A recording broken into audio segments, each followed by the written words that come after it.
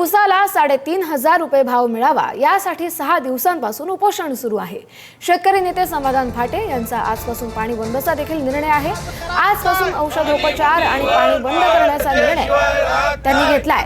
ऊसाला प्रति टन 3,500 रुपये भाव मिळावा या मागणीसाठी ऊस दर संघर्ष समितीच्या वतीनं पंढरपुरात बेमुदत आमरण उपोषण सुरू आहे। आज या उपोषणाचा 6वा दिवस आहे।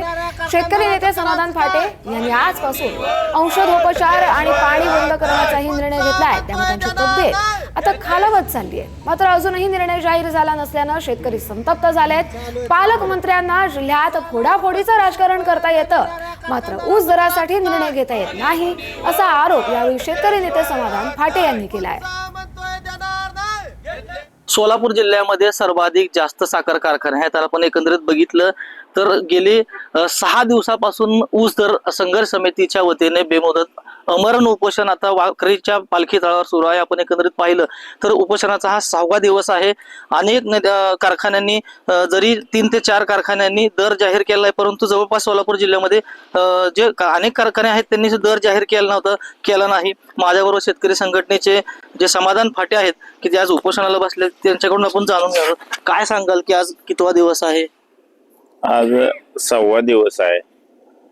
या जिल्ह्यामध्ये ऊसाला पहिली उचल 3,500 रुपये मिळायला पाहिजे या प्रश्नासाठी आम्ही इथं प्राण पणाला लावलाय। आणि आपल्या जिल्ह्यातनं शेजारच्या जिल्ह्यामध्ये ऊस जातोय, सातारा जिल्ह्यामध्ये, त्याला इथनं 100 किलोमीटर अंतर नेऊन 3,500 पहिलं बिल द्यायला परवडते ना, आपल्या कारखानदाराला परवडत नाही।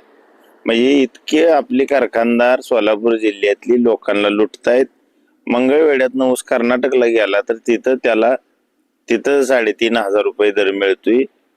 मला सांगा ना, आपल्या जिल्ह्याला काय होतंय? भयानक मोठी लूट आहे, भयानक मोठं साखर सम्राटाचं एक जाळ आहे। आणि काल सीताराम मोर गेल्यावर 3 जाहीर केल्यावर सगळ्यांनी कसा 3 केला? कॅमेरा जेडी सह मी माऊली डांगे, पुढारी न्यूज, पंढरपूर।